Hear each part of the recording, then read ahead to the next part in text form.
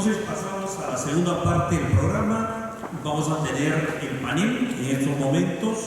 Les voy a explicar cuál va a ser el mecanismo que vamos a emplear. Nuestros amigos panelistas van a disponer de un tiempo no mayor de 10 minutos para que puedan exponer sus puntos de vista sobre los temas a los cuales han sido convocados. La doctora Beatrice Abolio en tema de género, el doctor César Beltrán en tema de tecnología y el doctor José Nicanor González Quijano en el tema de bienestar. Posteriormente vamos a hacer un debate intrapanel que va a ser muy rico porque sabemos de la capacidad y del conocimiento que tienen nuestros amigos panelistas, y posteriormente haremos una rueda de preguntas del público, para lo cual les pido a ustedes revisar en el material que les ha sido entregado. Existe un formato de pregunta que les invitamos a ustedes que lo llenen.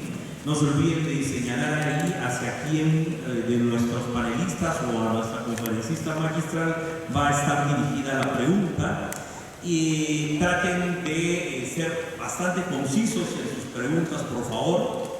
Esas preguntas van a ser contestadas las que podamos aquí en sala, y las que no podamos hacerlo en sala nos comprometemos a buscarle las respuestas de nuestros panelistas y de la conferencista para ser respondidas posteriormente, dado que tenemos de todos ustedes sus correos electrónicos.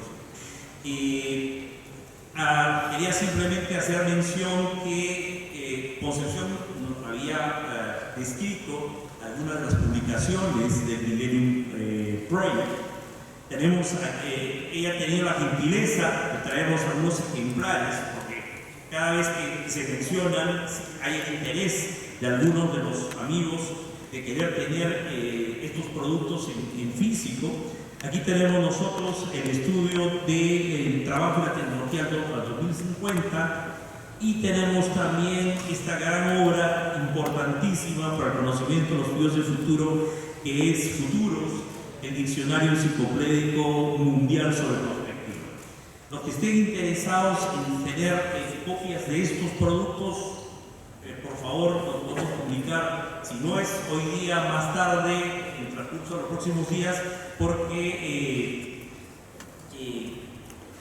Concepción nos ha dejado un número limitado de ejemplares para su distribución aquí en el Perú. Entonces, sin más, comenzamos nosotros con la rueda de los comentarios y le entregamos el uso de la palabra a la doctora Beatrice Abolio.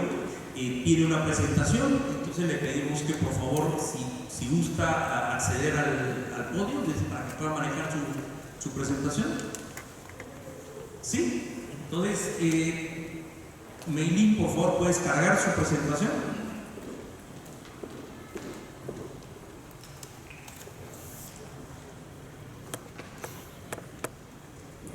Pero está bien.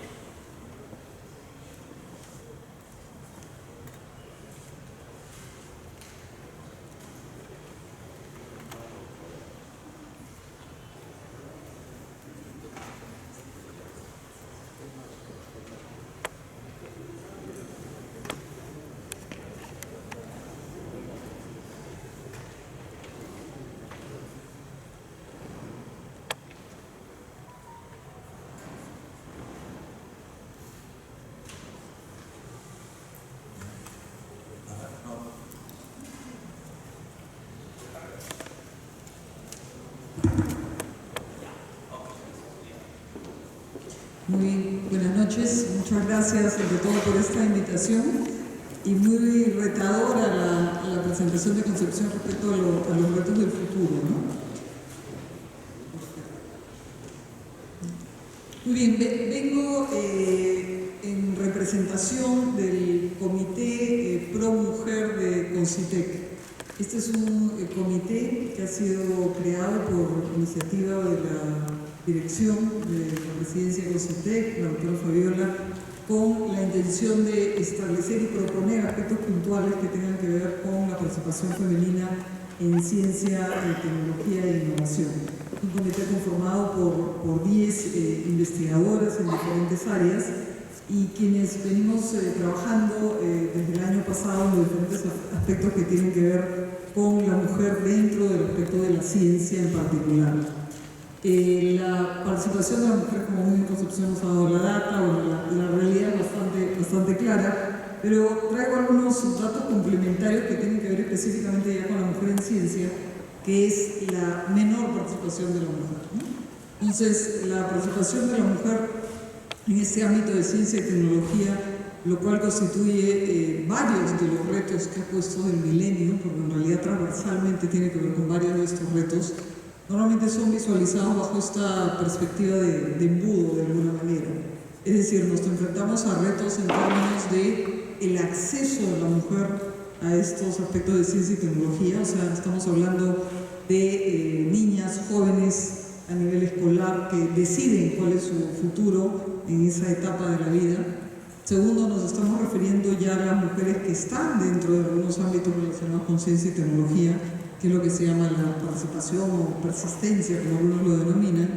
Y luego ya nos vamos a lo que viene a ser el desarrollo, las que ya están en ciencia y tecnología, cómo hacer para potenciar mucho más esta participación.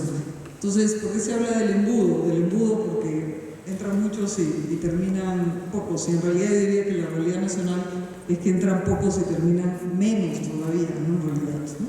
Entonces, la realidad nacional que es interesante de resaltar, somos un país dentro de la región donde tenemos la mayor tasa de participación económica de la mujer en la región. Y a veces nos preguntamos lo que está pasando en el Perú, que por qué la tasa de participación femenina es mucho más alta que otros países de la región. Este gráfico, bueno, que pone hombres y mujeres, los hombres están arriba, las mujeres están en la parte inferior, pero pueden ver ustedes la línea roja. La línea roja, la superior a la de hombres, evidentemente la tasa de participación masculina es mayor, pero la de las mujeres, 69.40 el año 2018, o sea, somos el país de esta región con mayor tasa de participación femenina y obviamente debajo de la de los hombres, pero está creciendo de una manera importantísima. Entonces, este futuro de las mujeres en realidad en el Perú en particular está enfrentando ciertos desafíos que tenemos que entenderlos. El gran reto ya no es básicamente la cantidad de la participación femenina. El reto que tenemos ahora, como en muchos sectores, es la calidad de esta participación. Porque de todas maneras la participación femenina pues está más centrada a actividades más vulnerables, a actividades económicas muchas veces hasta sin remuneración, o industrias pues de menor remuneración, o sectores de servicios, etcétera, etcétera. Pero nuevamente, así como muchas otras cosas que tenemos que resolver, tal vez la calidad es la que tenemos que centrarnos, porque la cantidad se ha avanzado muchísimo, ¿no? Y nos vamos a mirar específicamente en términos ya de educación, que es uno que va de la mano también con todos los retos. Posiblemente no existen retos en el futuro si no pasan por el aspecto educativo. Y empezamos a mirar ya rendimientos en ciencias. Vemos que lamentablemente pues, los rendimientos son uno de los más bajos de la región. Entonces no es un tema solo de aumentar la educación, es un tema de aumentar la educación de calidad, ¿no? En términos de cuántas personas estudian, para tener un poco de datos, pueden ver ustedes matriculadas mujeres que ha ido subiendo a lo largo del tiempo. La matrícula en pregrado también ha subido la de los hombres, pero hoy día hay más mujeres que estudian en pregrado que hombres. O sea, la tasa de matrícula en pregrado ha superado la femenina a la masculina, ¿no? Así como está creciendo la participación económica.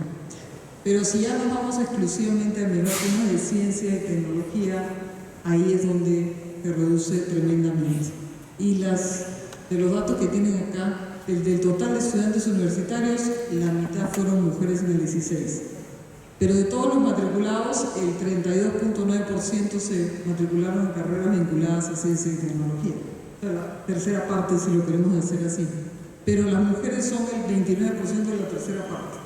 En otras palabras, las mujeres son la tercera parte de la tercera parte, ¿no? En temas de ciencia y tecnología a nivel del Perú en particular.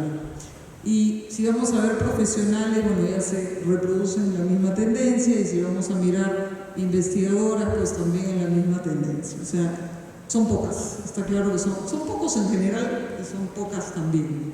En términos de docentes, también se reduce muchísimo. Esperaría que a nivel de las universidades pues sean la cuna de creación de conocimiento y avance en ciencia y tecnología.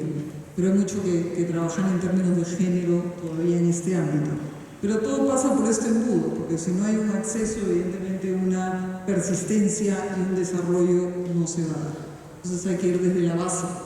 Estos son los datos de investigadoras, ¿no? 68% de hombres para mujeres. Pero un poquito, si queremos resumir este embudo, ahí miramos la parte superior del embudo, 32-33% de estudiantes matriculados en carreras de ciencia, pero el 29% son mujeres. Y miramos los egresados, si bien hay más egresados mujeres, solo una parte pequeña van en ciencia y tecnología, y en investigación pues siguen siendo la tercera parte. Entonces, si nos queremos quedar con una cifra en la cabeza, pues estamos hablando de la tercera parte. Pero el gran tema es cómo trabajamos para ese futuro, porque la realidad ya la sabemos y los diagnósticos los tenemos claros. El tema es cómo trabajamos para cambiar ese futuro dentro de estos retos, ¿no? Y ahí es que estudiamos en un estudio financiado por Concitec la situación de las mujeres en estos 4 ámbitos para ver cómo hacer que ya no sea un embudo, sino que sea pues una tubería de un diámetro mucho más grande. Y se estudió esto, es un modelo, digamos, para poder responder a la pregunta ¿por qué? ¿No? ¿Por qué hay esta situación y qué podemos hacerla para cambiar? La respuesta, evidentemente, como todo proceso social, cultural de cambio, es complejo y no pasa por una sola medida, ¿no? Ojalá fuera tan simple o lineal, ¿no? No es una cuestión de 2 variables, sino que pasa por una serie de variables que todas interactúan a lo largo del tiempo y que unas influyen positiva y otras negativamente en este proceso. Si lo queremos identificar, lo que encontramos es que tenemos factores que tienen que ver con aspectos de carácter, digamos, individual, es uno de ellos, aspectos individuales en el sentido de rendimiento, me gusta, aptitud hacia la ciencia, hacia la tecnología, hacia el avance, pero también nos vamos a aspectos de carácter familiar. El enfoque y el soporte familiar resulta fundamental en el aspecto de desarrollo del género, es indudable la influencia familiar. Aspectos de carácter social, que van desde la ausencia de modelos o aspectos que tienen que ver con la falta de congruencia del propio rol femenino, como lo podrían adoptar algunos, creencias, los famosos estereotipos, etc. Y aspectos educativos también muchísimos, ¿no? En términos del discurso utilizado muchas veces en el ambiente educativo respecto al género y cómo esto se incorpora en la ciencia, hasta creencias sobre las habilidades de alguien, habilidades matemáticas o no de hombres y mujeres, aspectos con la propia pedagogía también, que a veces influye negativamente en la decisión de un joven de continuar o no en un aspecto de ciencia y tecnología. En fin, es una complejidad y por lo tanto tiene que abordarse con la misma complejidad. No puede abordarse de una manera lineal. Y ahí la iniciativa de Concitec de crear un comité específico de promoción de la mujer orientado a establecer programas puntuales y acciones que busquen crecer la participación femenina, pues va totalmente en este rol articulador y de promotor de Concitec en este ámbito, y que tenemos que ir trabajando en estos aspectos puntuales, ¿no? Ahora, nuevamente, como toda situación compleja, esto lleva varias décadas, pero hay que empezar en algún momento. Y son aspectos que van totalmente transversales, tanto educación como género, en todos los retos del milenio que tenemos que enfrentar. Y no debemos trabajar solamente en aquellos sesgos visibles, como se llaman, sino también en todos esos, lo que llaman hoy día, sesgos de segunda generación, ¿no? O sesgos invisibles, hasta involuntarios, en términos de los diferentes roles que pueden haber entre hombres y mujeres, ¿no? Empezando con la famosa economía del cuidado, digamos, cierro con esto, con algún dato tan simple para todos, en que las mujeres le dedican, no sé, a la semana en la economía del cuidado casi 40 horas a la semana, además de las 40 o 50 horas que pueden utilizar laboralmente, mientras que los hombres, según las estadísticas que se conocen en el país, pues no llegan ni a 10 o 12 horas a la semana, ¿no? Entonces, no es pretende ser un discurso feminista ni nada por el estilo, pero obviamente es una realidad que mientras no sea modificada o evolucionada, hace difícil que ese rol de la mujer pueda convertirse y estar en todos los ámbitos, porque evidentemente se necesita una modificación de cultura dentro de los ámbitos privados también para que vaya acompañando el proceso de desarrollo de la participación económica de la mujer. Muchas gracias.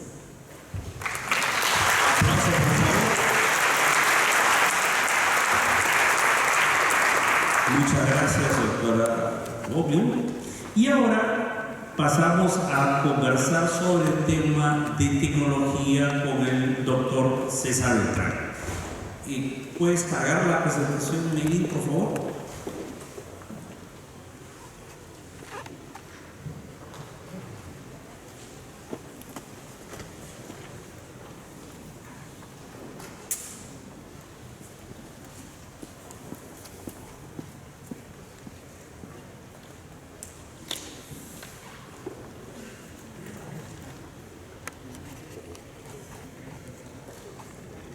Buenas tardes.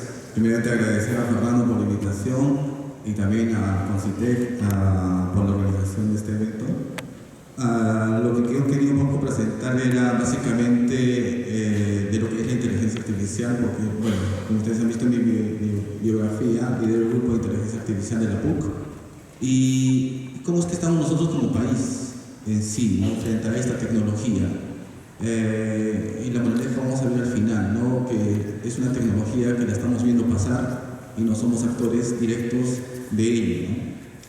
Si nosotros nos vamos, por ejemplo, a lo que es el desarrollo de la humanidad en sí, la humanidad ha ido pasando por varias etapas, desde que éramos una sociedad cazadora, ¿no? Han pasado miles de años hasta llegar a dominar lo que es la agricultura, ¿no?, y pasamos a tener sociedades, ¿ok? Y luego, cuando se crearon lo que son las máquinas, pasamos a una sociedad, la sociedad industrial, y actualmente estamos viviendo una sociedad de la información, ¿no?, y nos estamos yendo hacia lo que es una sociedad más inteligente, ¿okay? Bueno, la pregunta que habría que hacernos es, como país, ¿en cuál de estos grupos estamos? ¿O estamos en todos los grupos con con cierta intervención? Porque si nos vamos, por ejemplo, a la sierra nada más, nuestros coterráneos de la sierra todavía están viviendo en la sociedad agraria y en muchos de los casos ni siquiera llega la tecnología hacia ellos, ¿no? Entonces somos un país muy desbalanceado, ¿ok? Entonces mucha de la sociedad de la información la estaremos viviendo aquí en Lima, pero en el interior del país la diferencia es bien grande, ¿no? ¿Qué es lo que está ayudando a poder llegar hacia esta sociedad más inteligente, ¿no? Tenemos nosotros cada vez mayor cantidad de información que estamos generando. Ahora nosotros no somos ya solamente consumidores de información, sino también somos generadores de información. Todos nosotros tenemos un teléfono celular y a cada momento estamos brindando información hacia la nube, sin quererlo, como diría el Chavo, ¿no?, sin darnos cuenta, sin querer queriendo, ¿okay? Estamos dando información, somos ahora fuentes de información. Luego, ha mejorado bastante lo que es el poder computacional. Estamos hablando de grandes potentes computadores que ahora consiguen procesar toda esta cantidad de información. Finalmente, también la mejora en los algoritmos computacionales, que esa es una área que nosotros trabajamos, ¿no? Al final, no solamente es una máquina la que está haciendo todo el proceso, sino en verdad son algoritmos computacionales que están trabajando encima de toda esta información gracias al procesamiento de los computadores. Podemos ver nosotros distintas aplicaciones, ¿ok? Desde lo que es, por ejemplo, vehículos autónomos, estamos viendo seguridad, estamos viendo, por ejemplo, en salud, educación, entretenimiento, y etcétera, etcétera, etcétera. Podemos ver muchas aplicaciones de inteligencia artificial que se están dando y se van a dar con más auge en el futuro. Y todo esto nos está llevando a lo que se conoce actualmente como la industria 4.0. ¿Okay? Otras aplicaciones no tan buenas, como son, por ejemplo, armas autónomas, ¿ok?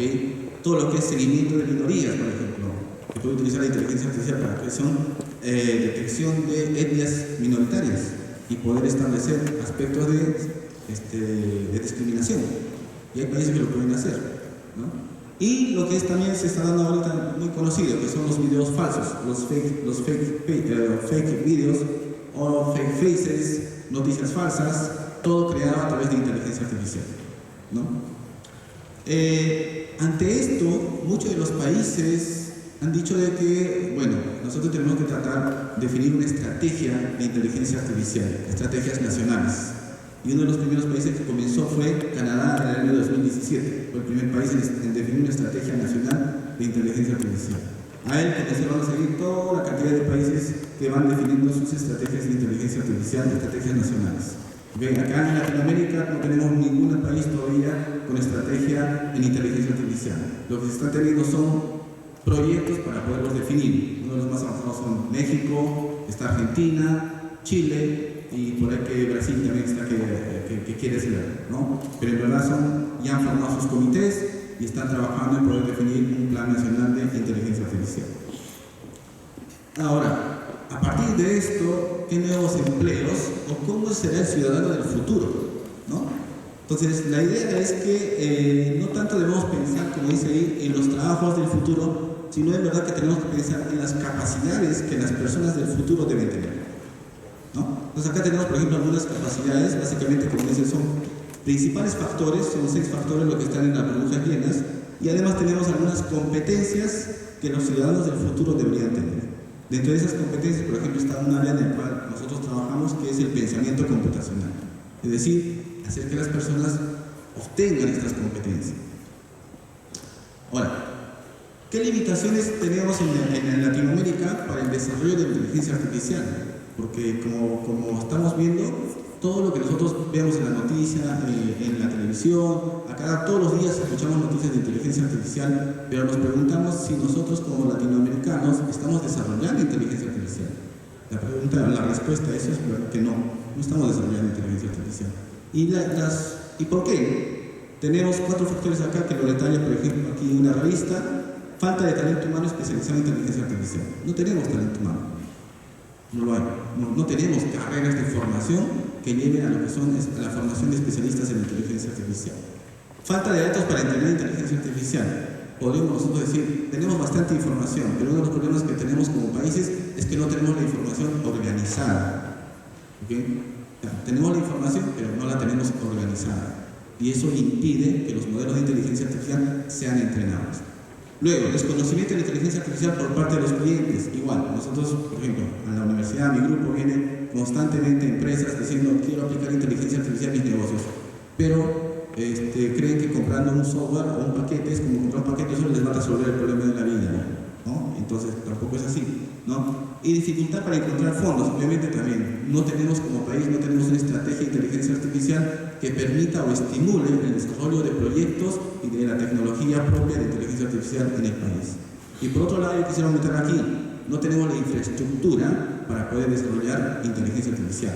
Es decir, no tenemos conectividad, todavía tenemos una red de 3.0, muy baja velocidad de transmisión de datos, entonces está muy mal. Nuestra fibra óptica solamente pasa por la costa y llega apenas hasta Arequipa y no tenemos más fibra óptica hacia las otras ciudades. Entonces, nuestra infraestructura es muy pésima. Luego, ¿quiénes desarrollan inteligencia artificial? Finalmente, ¿quiénes deberían desarrollar inteligencia artificial? En el mundo entero son científicos, pero en el país no tenemos científicos en este área, ¿no? Entonces es un gran problema. ¿Y quiénes son los científicos que desarrollan inteligencia artificial? Básicamente son los científicos de la computación, que en el país no tenemos carreras de ciencia de la computación para poder desarrollar esta, ¿no? Y acá tengo un artículo del año 2008 de unos amigos donde, por ejemplo, analizaron lo que son los problemas que hay en la formación en computación en el país. Y esto es lo que detallaron, por ejemplo, 5 problemas. No hay programas de doctorado orientados a computación, no hay programas de maestría en los que los estudiantes participen en tiempo completo en la investigación, el país no produce ni exporta software en cantidades extensivas, la producción es científica, por ejemplo, en el año 96 al 2006, fíjense, fue solamente 34 artículos científicos. Fíjense en cuántos años solamente 34 artículos, ¿no? Luego, la mayoría de los programas de grado se centran en la aplicación de la tecnología informática en lugar de los principios que permiten su creación. Es decir, nuestras carreras profesionales que tenemos en las universidades peruanas solamente se dedican a enseñar cómo aplicar tecnología o cómo usar tecnología y no a crearla. Una gran diferencia que tenemos. En nuestro caso, por ejemplo, ¿no? Nosotros somos del área de computación, yo soy formado en ingeniería de sistemas, ¿no? Y la mayoría de las universidades que son de tecnología, decimos en tecnología entre comillas, que yo en verdad somos usuarios de tecnología, y es lo que nos enseñan en la universidad, nos enseñan a utilizar tecnología. Y los programas de lo que están referidos a sistemas de información, que es la mayoría de las universidades que tienen, aplican o simplemente forman gente para utilizar sistemas informáticos, software, redes para procesos organizacionales y encuentra soluciones tecnológicas para las necesidades comerciales y planifica su adaptación. Es decir, utiliza, encuentra y planifica. ¿Ok? Pero no crea. Mientras que para poder desarrollar inteligencia artificial necesitamos gente que sea creativa. Necesitamos gente especialmente en esta área de lo que es la ciencia de la computación. ¿Ok? El mes pasado estuve en el MIT. En el MIT ya existe la carrera de inteligencia artificial en pregrado dentro de la Facultad de Ciencia de la Computación, ¿no? Entonces, fíjense cómo es el desarrollo, y en Perú todavía no tenemos programas de ciencia de la computación. ¿Por qué? ¿Por qué ciencia de la computación? Porque se necesita comprender los fundamentos de la teoría de las computadoras y aplicar los algoritmos matemáticos necesarios para crear código y desarrollar programas computacionales innovadores para implementarlos en software. Fíjense la diferencia con las actuales carreras. Los otros, ¿qué hacían? Utilizaban, encontraban, planificaban, mientras lo que se necesita es comprender, aplicar, crear, desarrollar, implementar. Es decir, gente que cree la tecnología. ¿Okay? No lo tenemos en el país. Después de 10 años de aquel artículo que les mostré, ¿qué cosa ha cambiado en el país?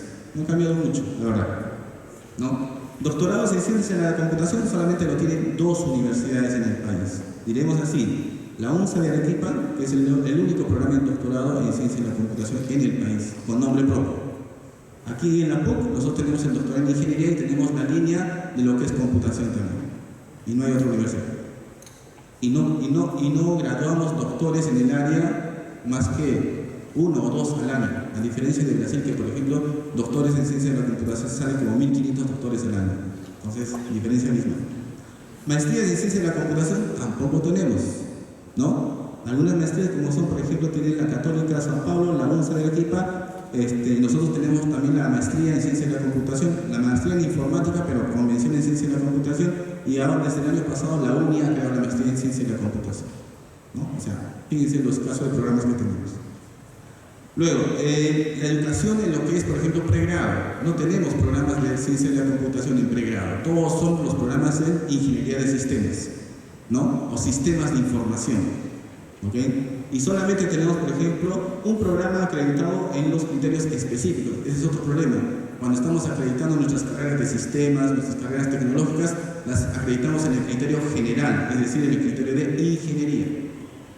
Y no acreditamos en el criterio específico, que bien puede ser sistema de información, ingeniería de software o ciencia de la computación, ¿no? Entonces, ¿por qué? Porque todavía son programas inmaduros que no logran alcanzar todavía lo que es en verdad, digamos, algo más específico, ¿no? Y de ahí que viene la acreditación en lo que es criterios muy generales. Solo hay 6 programas de pregrado de ciencia de la computación, que son la UNSA, Católica San Pablo, la UNI, la UPC, UTEC y UNT. No hay más en el país, ¿no? Es más, UPC tiene un programa de ciencia de la computación, pero muy orientado a juegos, ¿no? Entonces, solo se considera un programa en el ranking QS por asignaturas en lo que es ciencia de la computación. Pero en el ranking QS tenemos el ranking general de universidades y también tenemos el ranking específico o por área, ¿no? Entonces, en el área de ciencia de la computación y sistemas de información, solamente la Católica aparece en este ranking y no tenemos más programas en el país. Entonces, eso nos da también un poco, nos llama la atención cuál es la calidad de educación que estamos brindando. Ahora, ¿por qué es interesante que seamos nosotros desarrolladores de inteligencia artificial? Porque muchos de los problemas que nosotros tenemos como país no lo vamos a encontrar en un paquete de software que vamos a ir al mercado a comprarlo, ¿no? Necesitamos de gente especialista que haga las soluciones para resolver muchos problemas que tenemos como país. Y uno de esos problemas, por ejemplo, es la biodiversidad, ¿no? Hasta ahorita no tenemos un banco que nos permitamos nosotros explotar con técnicas algorítmicas toda la información de biodiversidad que tenemos en el país. No tenemos organizada la data. Tenemos bastante información, pero no la tenemos organizada. Luego, tenemos, por ejemplo, historia y arqueología, igual, ¿no? Podemos tener, por ejemplo, lo que tenemos más de 40 lenguas minoritarias en el país, ¿ok? Pero ¿quién está haciendo algo por ejemplo, mantener esas lenguas? La tecnología se puede convertir tal vez en una herramienta para poder eliminar estas lenguas, pero como país, ¿cómo estamos haciendo nosotros para poderlas mantener? Tenemos siquiera un traductor, por ejemplo, de shipibo español para mantener el shipibo, o al menos el quechua o el aymara. No lo tenemos. ¿Por qué? No tenemos especialistas, ¿no? A veces estamos yendo, ¿ok? Tenemos, por ejemplo, bastantes monumentos que necesitan ser restaurados. Tenemos documentos históricos que están en la biblioteca y no lo tenemos digitalizados. Tenemos mucha data. Algunas aplicaciones que nosotros, gracias al apoyo de Concitec y de Innovate Perú, hemos ido desarrollando en el grupo y nos ha permitido también crecer como grupo de investigación, son aplicaciones, por ejemplo, en lo que es plantas endémicas, el café. Hemos hecho, por ejemplo, un traductor de shipibo español, estamos tratando en sus inicios. Estamos haciendo, por ejemplo, lo que es análisis simétrico con inteligencia artificial para reconstrucción de objetos, bueno, y algunas otras aplicaciones que estamos haciendo también con el satélite peruano. Entonces, de alguna u otra manera estamos trabajando, pero mi grupo de investigación no pasamos de 30 personas. Necesitamos más grupos de investigación en todo el país, ¿no? Y bueno, es un poco lo que quería presentarles y un poco reflexionar también como país, cómo estamos, ¿no? Enfrentando la inteligencia artificial y bueno, dejar de ser observadores y no tengamos que ser unos agentes más activos del desarrollo de esta tecnología. Muchas gracias.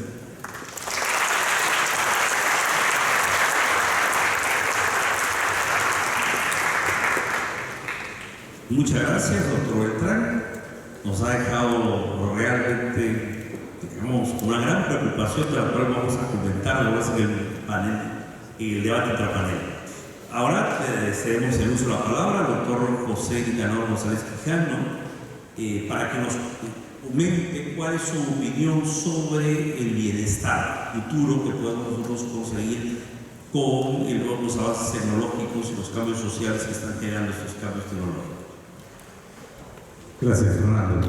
Felicitando a Concepción por su brillante exposición y a Beatriz y a César por sus interesantes comentarios. Me toca esta tarea de vincular el avance tecnológico con el impacto sobre el bienestar de las personas. Y para alguien que fue formado como ingeniero, podría ser quizás una tarea compleja. Sin embargo, la experiencia de los últimos años quizás me ha brindado la oportunidad de poder ver de cerca cuán importante es el tema de la persona humana en el centro y como propósito de lo que hacemos. Y lo digo desde mi experiencia pública y privada, buscando en particular lo que para algunos fue quizás el propósito fundamental de lo que hicieron cuando concibieron, por ejemplo, cartas constitucionales o declararon la independencia. En el caso de los Estados Unidos, Thomas Jefferson habló de la importancia de la vida, la libertad y la búsqueda de la felicidad. En esa línea quiero vincular, quizás puede generar después algún intercambio de preguntas, respuestas, comentarios con respecto al vínculo del bienestar y la felicidad, no siendo necesariamente lo mismo como mencionó Concepción. Y para eso recurro a Joseph Stiglitz, el Premio Nobel de Economía, que es un crítico del status quo, en particular por lo que ha acontecido en los últimos años y meses en el caso de Latinoamérica con respecto a lo que es el modelo económico. Para Joseph Stiglitz, Dejar esto en la dimensión económica es sencillamente ver demasiado simple el problema y el reto que tenemos al frente. En particular, la crítica de Joseph Stiglitz es que fijarnos solamente en la medición del Producto Bruto Interno, que básicamente busca medir lo que es la producción y la capacidad de un país de poder generar bienes y servicios de manera continua en el tiempo, no basta para poder medir ni siquiera el desempeño económico y menos todavía lo que es el bienestar. Y Stiglitz plantea con otros estudiosos empezar a preguntarnos cómo medir el bienestar. Él tiene varios libros y artículos al respecto. Uno en particular muy interesante es este de Measuring What Counts, o sea, midiendo lo que cuenta, lo que importa, que básicamente responde a las exigencias del movimiento global hacia el bienestar, que busca fundamentalmente medir, buscar indicadores que nos den una pauta de cómo estamos avanzando en este proceso y en esta búsqueda continua del progreso, que como bien sabemos en muchos aspectos termina enfrentándose a crudas realidades y a grandes obstáculos. A la par, Stiglitz con Bruce Greenwald saca hace un par de años este libro Creating a Learning Society, creando una sociedad en aprendizaje. Y quiero tomar justamente este título porque está concentrado en algo que es una peculiaridad de todo lo que hacemos. Vivimos en particular una sociedad de continuo aprendizaje. Los que estamos en el mundo académico y que estamos también buscando vincular lo académico al mercado, somos conscientes que no basta con terminar lo que es un proceso tradicional, es una continua búsqueda de aprender, generar conocimiento. Y tomando algo que mencionó César, en lo que constituye la inteligencia artificial, nos quedamos solamente en saber cómo usar, ¿no? Que es básicamente el famoso know-how, pero no nos hemos atrevido todavía a avanzar del know-how al know-why, es decir, de cómo al por qué, y el por qué implica el saber qué cosa está detrás de lo que estamos haciendo y también tener claro cuál es el propósito de lo que estamos haciendo. Entonces es un nivel más avanzado en la búsqueda del conocimiento. Por eso me pareció interesante esta reedición de la literatura y mirar cómo motiva el pensar justamente en esta sociedad en continuo aprendizaje, algo que ya Peter Senge en MIT, con el grupo de dinámica y sistemas con quienes estudiamos y trabajamos en la década de los 80, ya venía trabajando con la quinta disciplina y otros estudios. Ahora bien, en esa búsqueda de indicadores del bienestar viene una interesante iniciativa que ha empezado recién el año pasado, propiciada por la OECD y CEPAL, buscar métricas para políticas de bienestar y desarrollo sostenible en América Latina y el Caribe. Esto es algo que está en proceso y que recién va a tener resultados el próximo año. Es importante revisar, y creo que podemos quizás contribuir, porque hay un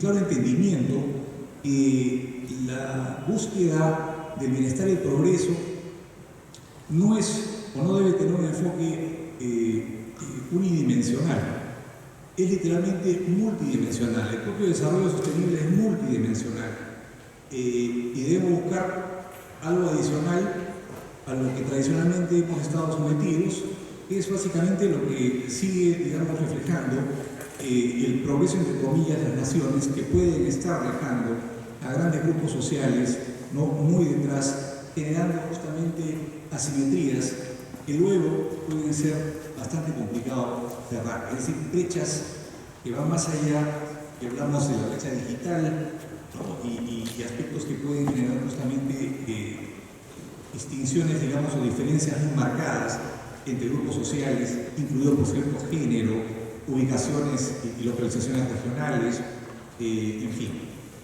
La Agenda 2030 de Naciones Unidas para el Desarrollo Sostenible toma en cuenta esta situación y reconoce que el bienestar de las personas y del planeta en su conjunto debe ser el objetivo fundamental. Yo decía ahí el propósito, es decir, hay un propósito superior, un propósito más amplio, lo que puede significar concentrarnos en algo, digamos, muy cercano, pero que podría literalmente tener un efecto mucho mayor si extendemos esto a otras latitudes y otras realidades. Es en esa línea el proyecto de CEPAL con la OECD para Latinoamérica y el Caribe busca vincular el marco de bienestar de la propia OECD. Recuerden que en algún momento intentamos y buscamos ser al 2021 miembro pleno de la OECD. Los problemas que hemos vivido en los últimos 3 años, eso lógicamente es una meta no alcanzable en 2021. Yo abandonaría evidentemente, digamos, ese objetivo, pero nos ha faltado bastante para darnos cuenta de cuán importante es tener estos objetivos y propósitos claramente definidos y hacer las cosas correctas para poder llegar a ellos. Pero volviendo al tema, la OECD fija en su marco de bienestar de la organización lo que es el bienestar actual, en base a lo que ustedes observan ahí, que son justamente los determinantes de bienestar en el momento actual, que a la par también se fija condiciones ligadas a la generación de capital para poder generar bienestar futuro. En otras palabras, debemos ser conscientes de la importancia del capital económico, evidentemente, del capital humano, la educación, el progreso de las personas, el capital social, el ir construyendo lo que es esa red de conexiones.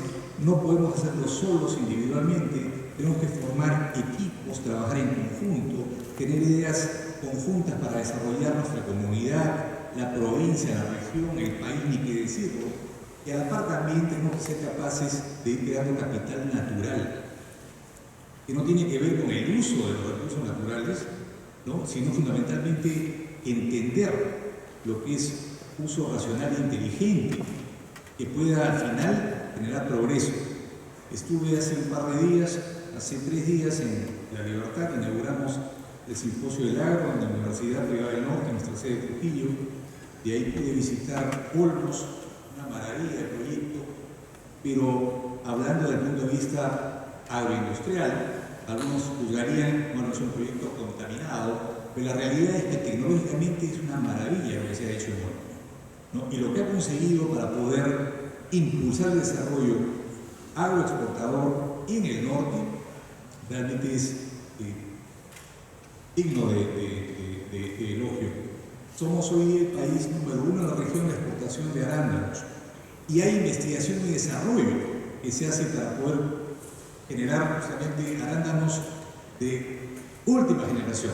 Estamos buscando justamente generar arándanos sembrados en verano, porque somos uno de los pocos países que no tiene estacionalidad. Podemos sembrar en verano, ¿no?, primavera, invierno.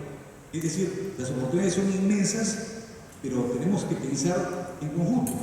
Tenemos que pensar en construir lo que son sinergias entre diferentes grupos, no solamente de inversionistas, universidad, los tenemos socios estratégicos, la propia comunidad y evidentemente el Estado, que no se puede quedar atrás. ¿Qué hace entonces esta iniciativa de OECD para Latinoamérica junto con CEPAL? Vincula el marco de bienestar de la OECD con objetivos de desarrollo sostenible, ¿no? Y en particular mira lo que se requiere para poder generar bienestar futuro.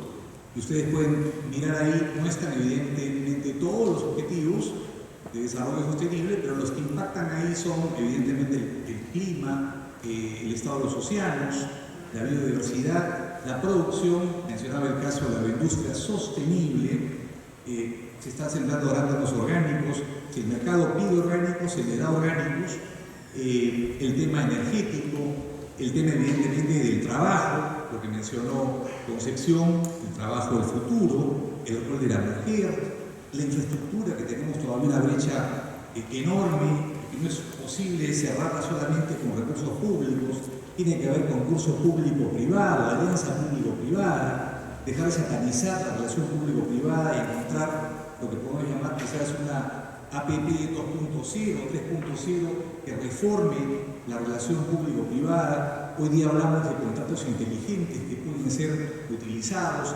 tecnología como BIM, Building Information Management. Es decir, tenemos realmente la oportunidad de poder refundar lo que es la relación público-privada en aras de ir generando el capital requerido para el bienestar futuro. Lo que me lleva al terreno de la denominada economía del bienestar. Y ahí es donde entramos en la convergencia con el tema de la felicidad.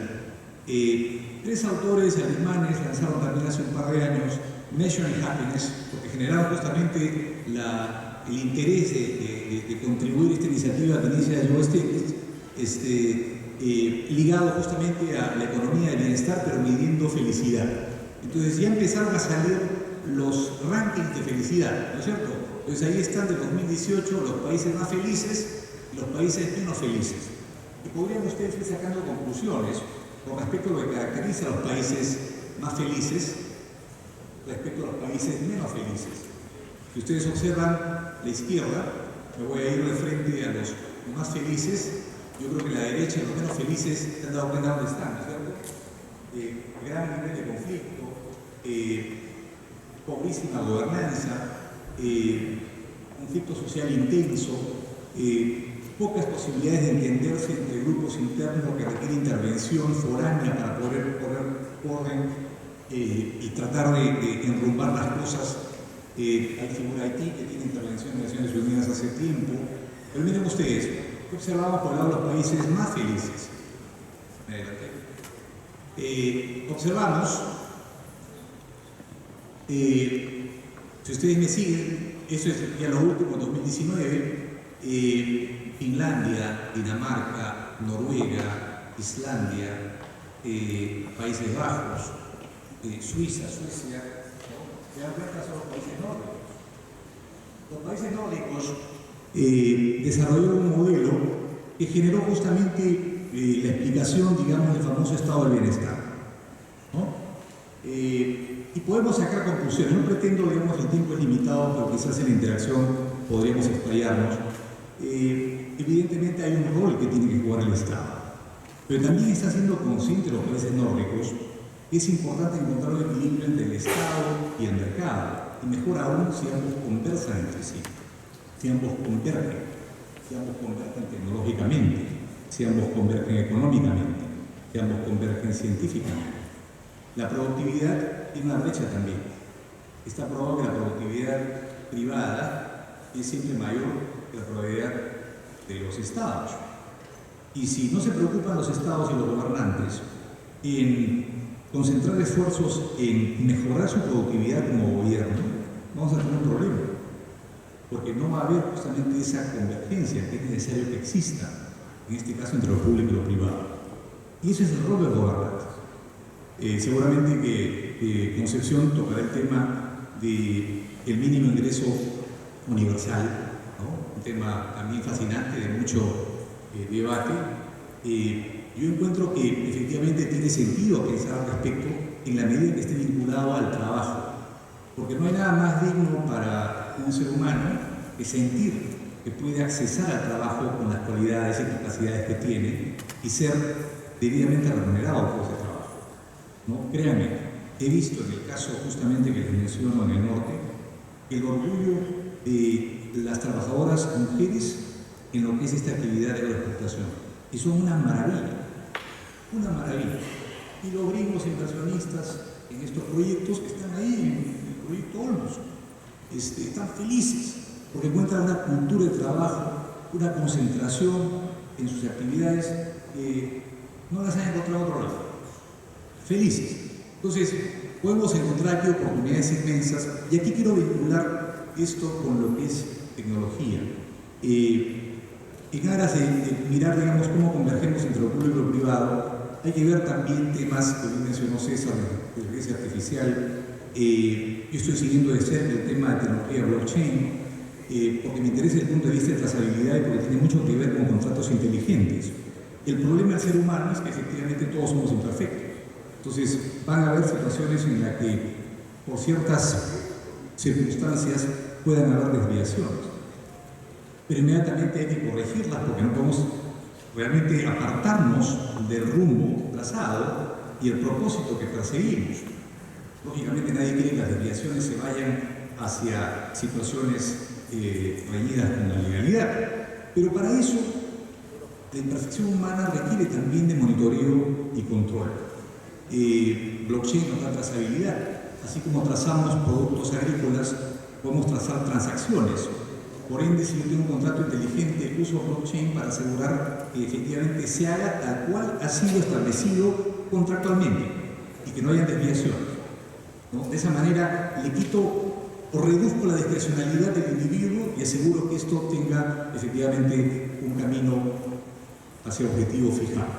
Creo que por ahí puede estar, por ejemplo, una contribución para esta refundación de APPs 2.0, porque reitero, no va a ser posible para un país como el Perú, y otros se han dado cuenta de eso hace tiempo, que todo esté basado en obra pública y recursos públicos, ¿no? A pesar del inmenso ahorro que se ha generado con el Fondo de Estabilización Fiscal, al momento es 5.000 millones, pero va a ser insuficiente porque la lucha de infraestructura es 230.000 millones si contamos infraestructura educativa.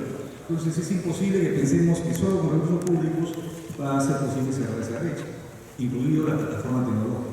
Por ende, por ahí hay un tema que puede estar vinculado al progreso que perseguimos y que tiene mucha relación con el desarrollo sostenible, por ejemplo, porque aporta tremendamente a la economía circular. Entonces, ahí hay oportunidades, ¿no?, que la tecnología nos brinda. Y con eso voy cerrando. Aquí, sin ponerme demasiado espiritual, porque puedo haber citado a Aristóteles, puedo haber citado a Jefferson, pero fui al Dalai Lama. Su cita es un poco más larga, pero sí dijo: el propósito de esta vida es ser felices. Y puede ser efectivamente esa la motivación que tengamos. Y esto, créanme, dejó de ser exclusivamente monetario, como bien lo dijo Joseph Stiglitz. Es decir, ya no es solamente una dimensión económica. Podemos conseguir la felicidad sabiendo que hay otras cosas que trascienden lo monetario y que nos llenan como personas y que nos permiten justamente alcanzar el progreso, ¿no?, en un contexto de felicidad y de avance continuo. Muchas gracias.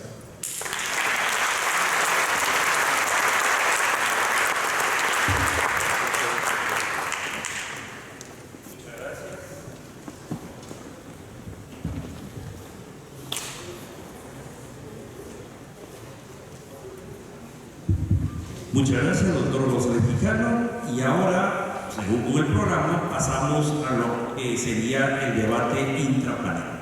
Y para eso quiero lanzar una pregunta picante a nuestro conferencista y a nuestros panelistas.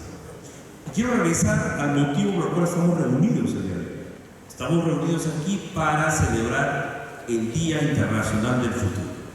Y la pregunta que les quiero hacer es: en Latinoamérica y en el Perú específicamente, a los panelistas nacionales, ¿tenemos motivos para celebrar el Día Internacional del Futuro?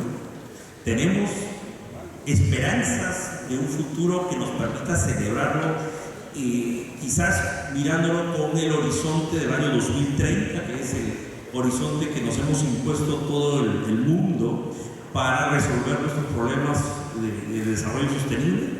¿Qué opinan ustedes? ¿Vale la pena pensar en un futuro que se pueda celebrar el día de hoy?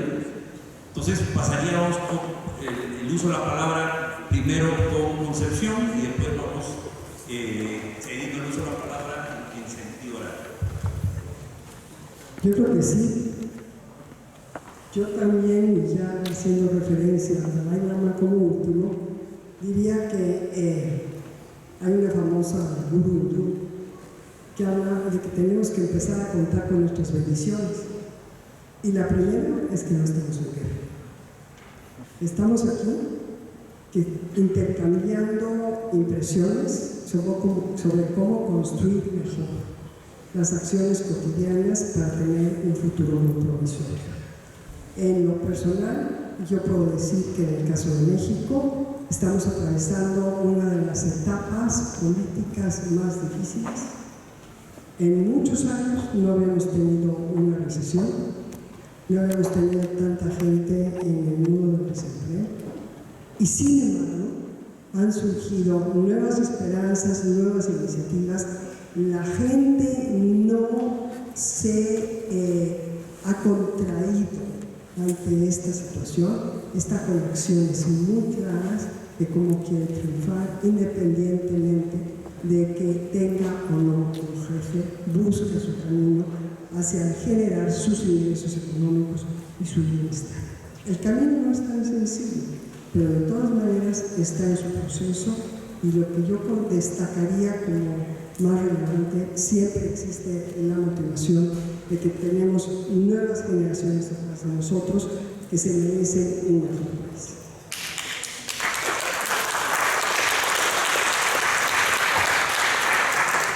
Doctor Beltrán. Bien, gracias. Yo creo que sí, es importante, tenemos motivos para celebrar definitivamente el futuro, porque, como bien lo manifestaste, este es un espacio para ver qué hacemos hacia adelante, ¿no? Y no podemos negar que hablando así a nivel global, estamos viendo un momento en desarrollo tecnológico muy veloz, muy rápido, ¿okay? Que estamos generando tanta cantidad de información. En los últimos 3 años hemos generado tanta cantidad de información en toda la historia de la humanidad. Entonces estamos muy acelerados lo que es el desarrollo tecnológico. Y como Latinoamérica y como Perú, también tenemos que ponernos a reflexionar cuál es el futuro que se nos viene. Y como dice Concepción, tenemos toda una generación, muchos jóvenes que vienen atrás, que en verdad son a los que tenemos que preparar para que haya un mejor futuro para el país y para la sociedad en sí, ¿no? Entonces, eso nos lleva a reflexionar como sociedad, como país, que estamos nosotros orientando, ¿no? Y eso a quienes tenemos algún cargo político, cargo público, o estamos, o nosotros los profesores, por ejemplo, las universidades, tenemos la gran responsabilidad de formar a estos profesionales, ponernos a reflexionar qué tipo de profesionales estamos formando hacia el futuro, ¿no? Entonces, sí hay motivo para celebrar, pero justamente es planificar cómo hacemos que el futuro sea mejor. Y básicamente la idea es pensar en el futuro que queremos darle a nuestros hijos, a nuestros niños, ¿no? Y también pensar en lo que es básicamente la educación. Y nos vamos a un ejemplo clásico, queremos decir, un ejemplo de un país que ha sabido manejar esto. Son los asiáticos, y específicamente yo he tenido la oportunidad de estudiar el caso de Malasia, que después de su independencia de hace 50 años nada más, de ser uno de los países más pobres en el mundo, ahora gracias a lo que es tecnología y educación, son lo que son. En solamente 20 años han conseguido salir de toda la pobreza. Entonces, son ejemplos que tenemos que seguir, ¿no? Nosotros estamos ya más de 200 años de haber sido independizados, y todavía no conseguimos, ¿no? Pero son cuestiones y decisiones políticas que al final creo que deben ser tomadas. Y como bien lo dijo mi colega, en algún momento hay que tomarlas ya, ¿no? ¿Ok? Muchas gracias.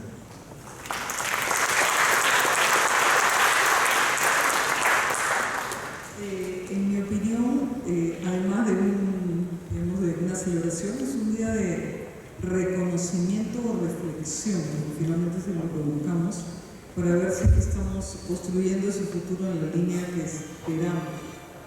Ahora, el futuro no se construye mañana, ¿no? El futuro se construye con las acciones de cada día, pero sobre todo se construye con una visión muy clara. Es decir, la única manera de construir un futuro es saber hacia dónde más o menos queremos ir desde una perspectiva obviamente dinámica, no es estática, pero tenemos que ir hacia una visión con estrategias específicas. Si no logramos consolidar, digamos, y articular todo lo que se requiere para la construcción de este futuro, definitivamente no es a ese al que vamos a llegar. Pero días como hoy en realidad son fundamentales por dos cosas. Primero, porque nos permite autodiagnosticarnos y entendernos que estamos construyendo este futuro. Y segundo, también nos permite dar un reconocimiento general y de autorreflexión de hacia dónde estamos yendo. Finalmente, creo que en la construcción de este futuro somos partícipes absolutamente todos.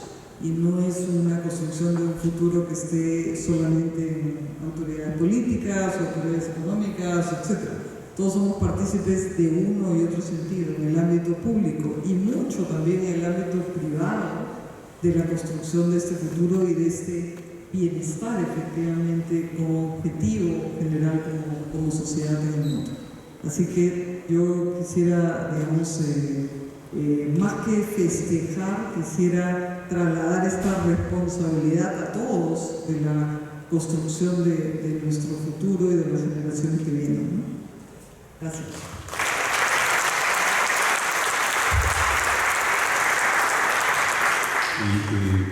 Yo coincido con Beatriz, que es una oportunidad de reflexión. A la par también coincido con César en el sentido que si hay algo que vincula el presente con el futuro y con un futuro promisor es el esfuerzo que hagamos por crecer como personas. El presente es determinístico. Hoy estamos todos acá. El futuro es probabilístico. Hoy trabajamos con escenarios. Y a eso yo le inyecto, digamos, una dosis de optimismo, porque los escenarios es el más probable, el optimista, el pesimista. Yo he trabajado con 3 tipos, pero sí trato, digamos, de irme hacia de lo más probable al optimista, porque yo creo que debe haber una inyección de optimismo, por más que estemos, ¿no?, en circunstancias en que pensemos que ya hemos llegado, digamos, hemos tocado fondo. Siempre hay salidas, créanme. Y lo digo por conocimiento de causa después de haber vivido los peores años, ¿no?, en la época más asiaga el terrorismo y la descomposición social en el Perú, y cómo logramos salir adelante. Evidentemente no aprendimos mucho porque se cometieron errores similares o peores, y por ende ahora estamos en una circunstancia que muchos pierden la esperanza.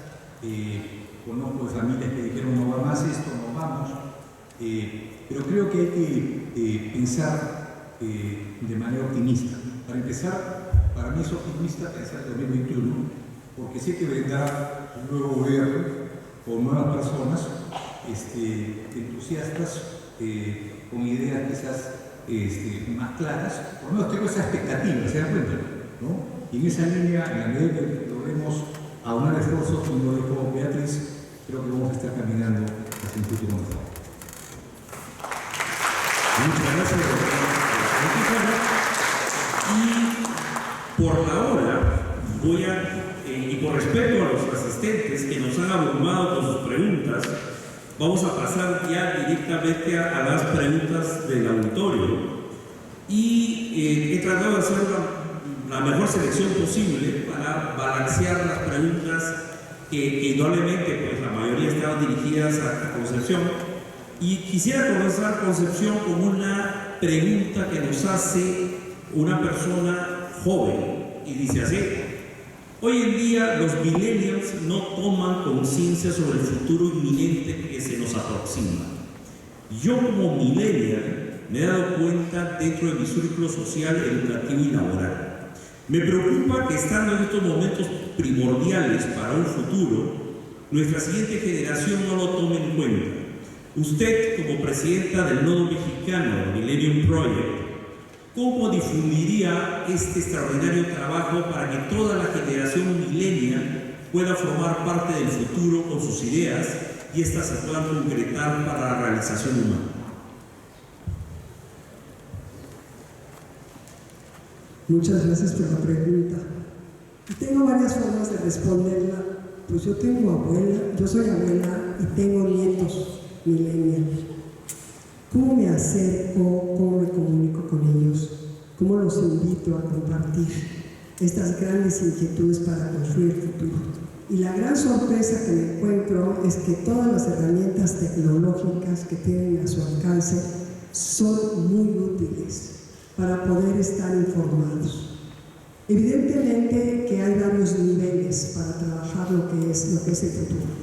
Uno es el inmediato, el que ustedes tienen dentro de su propio núcleo familiar, dentro de su escuela, dentro de su propia colonia. ¿Cuáles son las necesidades? ¿Cómo ven ustedes a los que trabajan con sus papás? ¿Cómo se relacionan y cómo los ven en el futuro? Ustedes mismos. ¿Cómo se ven ustedes? ¿cómo les gustaría compartir? Yo les quiero decir que creé el Premio del Milenio Mundial como un programa piloto, inicialmente para niños, para saber si se interesarían en el futuro. Y ese premio, que fue un proyecto con los que eran los campeones en México en la Olimpiada del Conocimiento, ¿sí? Lo trabajamos con niños de quinto y sexto año de primaria. Les dimos información accesible sobre los 15 retos y les dijimos que construyeran un sueño de 10 años. El éxito de los resultados fue impresionante. Si uno les agrega información a los millennials verdaderamente la extrapolan a unos niveles que no nos podemos imaginar. Y además la fortaleza y el empoderamiento que eso les da. Por eso tuvimos tanto éxito con el Premio del Milenio Mundial para niños, jóvenes y maestros. Tuvimos que irnos a todos los niveles, porque ya con la información se estaban yendo mucho más avanzados en sus misiones prospectivas que los propios maestros. Yo creo que el gran tesoro que tenemos en estos momentos son todos los canales de información. Y yo como los propondría exponer en cualquier ámbito, métanse al sitio del milenio, revisen cómo están cada uno de los 15 retos, díganle a sus amigos, organícense entre ustedes y vean cómo innovan, qué nuevo hay que pueden ustedes tener interés en construir y cómo lograrlo. Desde luego que las universidades juegan un rol fundamental, pero nosotros empezamos a trabajar este tema realmente desde la primaria.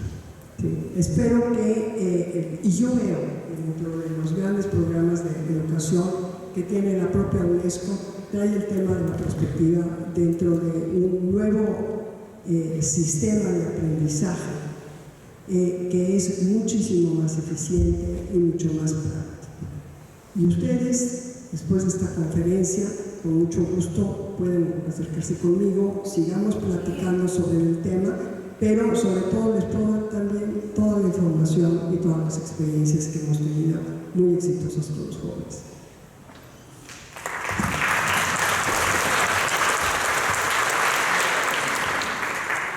Me voy a acercar a ustedes porque tenemos problemas con la batería del otro micrófono inalámbrico. La segunda pregunta, lo dirige una colega ingeniera que está preocupada por estos desarrollos tecnológicos, la inteligencia artificial, la robótica, y le pregunta a la doctora Beatriz Abolio si el desarrollo tecnológico del futuro podría reemplazar algunas de las funciones de la mujer, como por ejemplo la reproducción humana. ¿Qué opinas?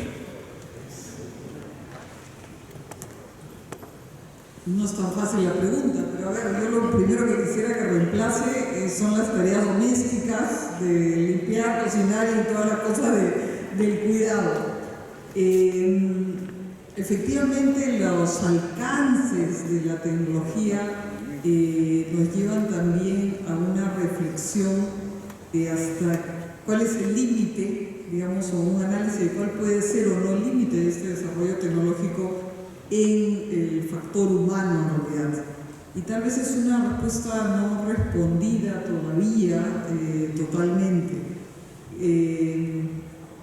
Que alcance la reproducción, tal vez la respuesta es que tal vez sí, ¿no? Tal vez sea posible. Hemos visto cosas hoy día, avances tecnológicos que hace 10 o 15 años lo veíamos como películas en el cine y que hoy día no son películas en el cine, son una realidad y las hemos visto en muy corto tiempo. El tema es que debemos efectivamente siempre reflexionar, creo, desde mi punto de vista, en qué cosa está al servicio de qué, ¿no? O sea, si es finalmente la tecnología al servicio del desarrollo de la sociedad o es la tecnología finalmente que vaya a reemplazar algunos aspectos en términos del desarrollo de la sociedad. Entonces, Creo que es una respuesta que tal vez no pueda darle de una manera definitiva, pero sí creo que siempre no debemos perder de vista el aspecto, digamos, humano, un poco como lo mencionaste. Finalmente es el bienestar humano el objetivo último, y la tecnología no debería reemplazar este aspecto del bienestar. Pero lo que sí me gustaría es un robot espectacular donde no tenga que limpiar absolutamente nada en la casa, aunque hace unos pequeños robotitos, pero que no termina de hacer bien el tema, pero que sí pueda facilitar los aspectos de la vida, ¿no? Más que reemplazarlos, por lo menos desde mi punto de vista, ¿no? Tal vez puedan darnos otro punto de vista un poco más de ingeniería, más que desde el punto de vista mujer, ¿no? Bien, solo para contar, yo no creo que más que reemplazar en la reproducción, por ejemplo, de personas, yo más voy por el lado de asistir, usar la tecnología para mejorar la reproducción. Nosotros tenemos, por ejemplo, aquí empresas que hacen reproducción asistida, ¿no? En el país, aproximadamente el 15% de las parejas son infértiles, ¿no? De ese 15%, casi 40% son por causas masculinas y un 60% por causas femeninas. Aproximadamente, son los números, ¿no? Y actualmente, ¿cómo se hace la reproducción asistida? ¿No? Se extrae el óvulo de la mujer o se extrae el semen del varón y se congela, ¿no? Es más, las parejas pueden decidir cuándo tener un hijo. La mujer puede, cuando es joven, puede congelar sus óvulos, mantenerlos congelados, y cuando ella decide tener un hijo, extrae el óvulo y tiene un hijo, o reproducción asistida. Todo eso actualmente se hace de forma con expertos. Están los médicos expertos especializados en determinar, por ejemplo, cómo hacer esa reproducción asistida, ¿no? Eso lo hacen aquí en Perú, ¿no? Acá hay una empresa que hace eso.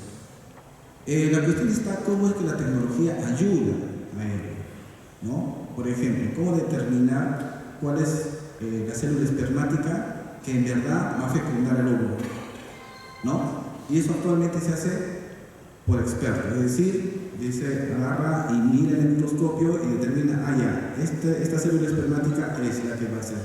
Pero no hacen una sola fecundación, sino hacen varias fecundaciones y hacen el seguimiento. Por ejemplo, una docena de óvulos fecundados, de esa docena no todos progresan adecuadamente. Entonces, la cuestión está con las cuestiones éticas, hasta dónde llegan, ¿no? Si de esa docena que yo he fecundado, no todos llegan a progresar adecuadamente, y ¿qué estoy haciendo? Estoy matando vidas, estoy haciendo, bueno, ya esas son discusiones éticas que llegan ya, ¿no? A tener que analizar.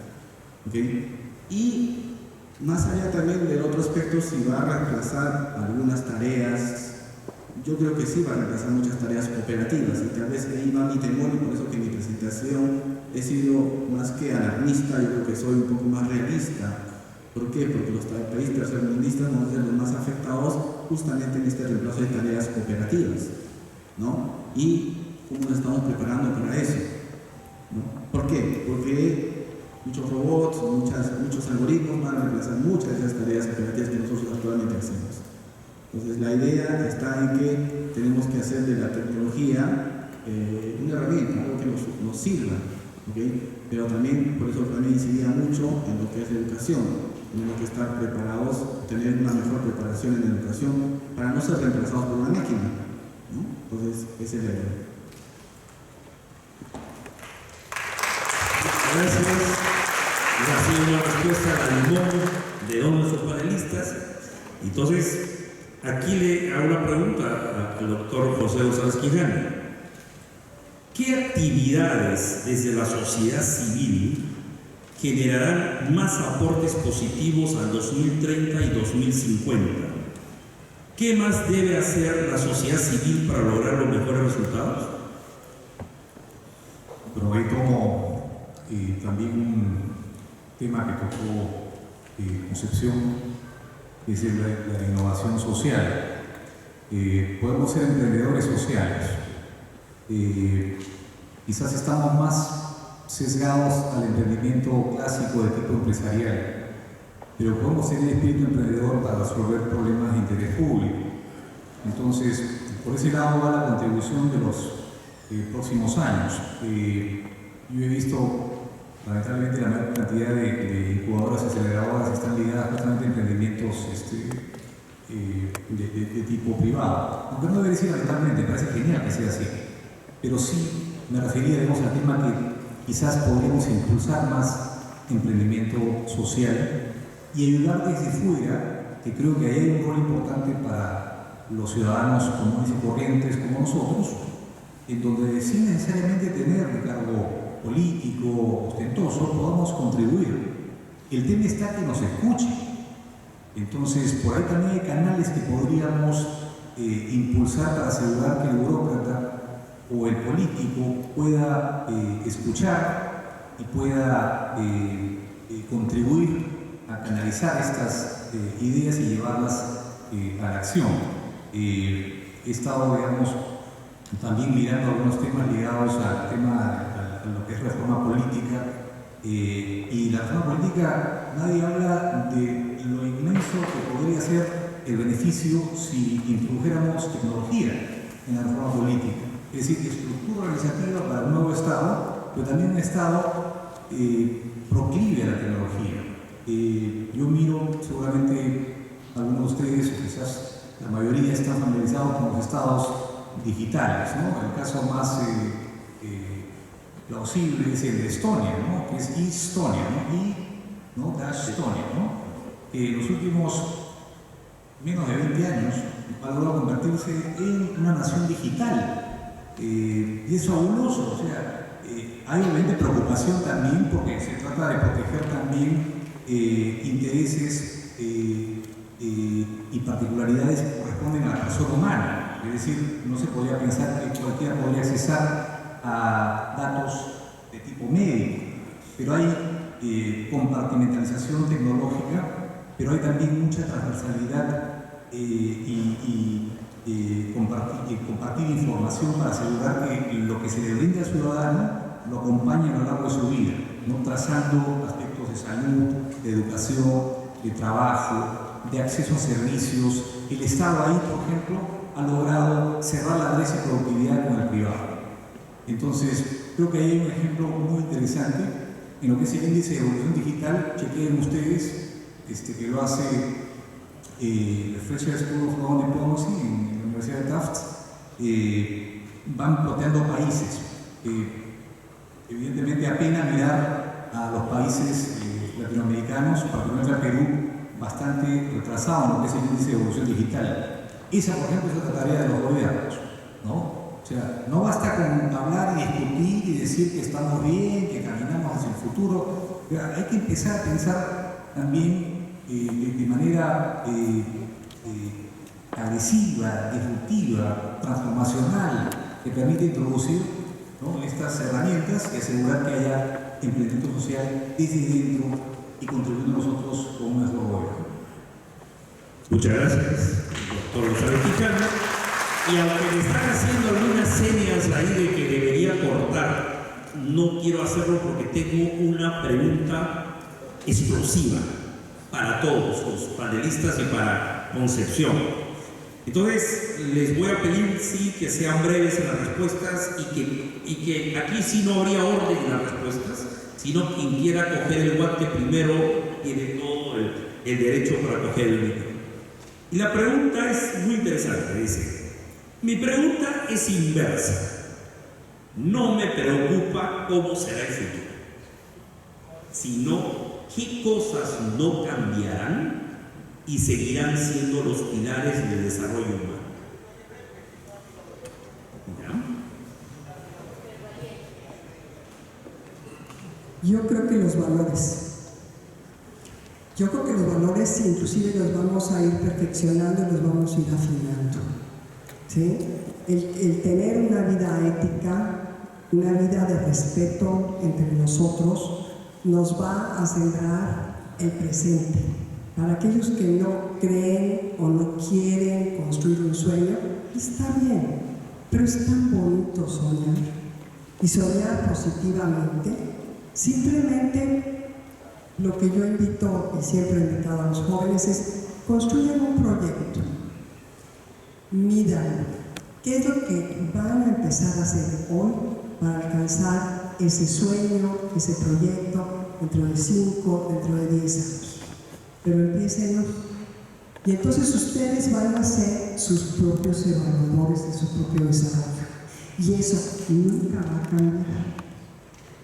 Mi punto de vista es que el futuro lo empiezas a construir en este presente y aun cuando te llegues al futuro no te puedes negar a tus sueños.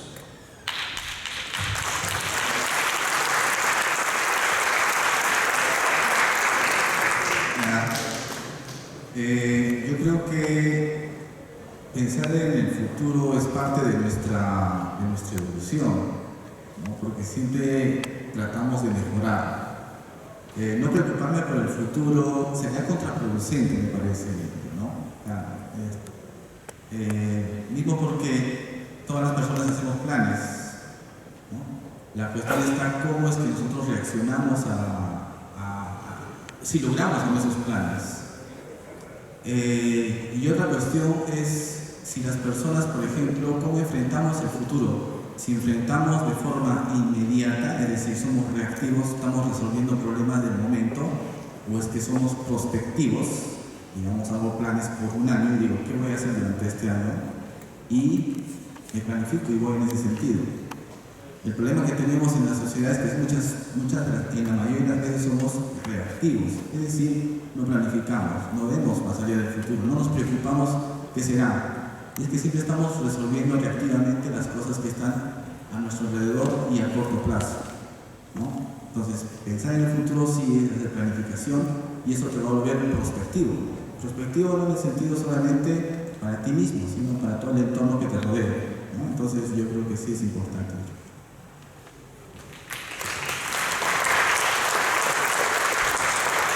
Desde mi punto de vista, creo que lo que no va a cambiar, así como no ha cambiado lo que existe en la humanidad, son esas necesidades humanas básicas.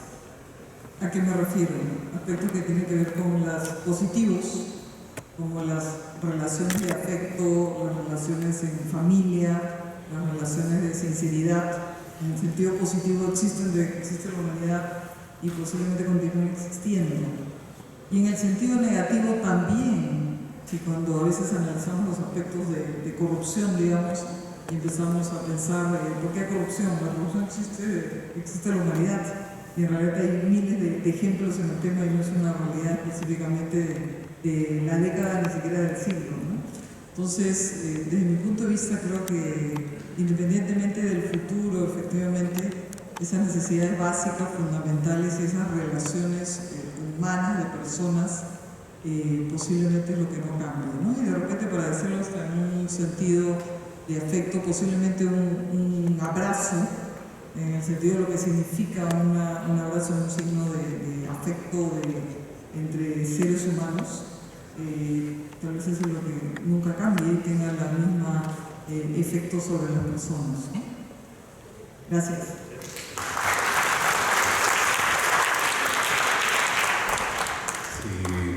Yo también voy por ese lado afectivo y también la preocupación que creo que tiene que ser continua por pensar en los problemas que nos aquejan a todos.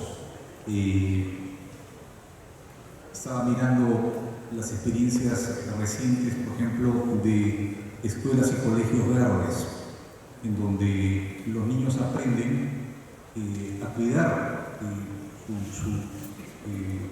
la naturaleza, crecen con un sentido de futuro, con una mente que es naturalmente sistémica, porque saben del efecto de cosas nocivas que puede hacer hoy día y que van a tener repercusión más adelante, lo cual facilita después el que puedan desarrollar habilidades ligadas justamente con este propósito de preservar el ambiente.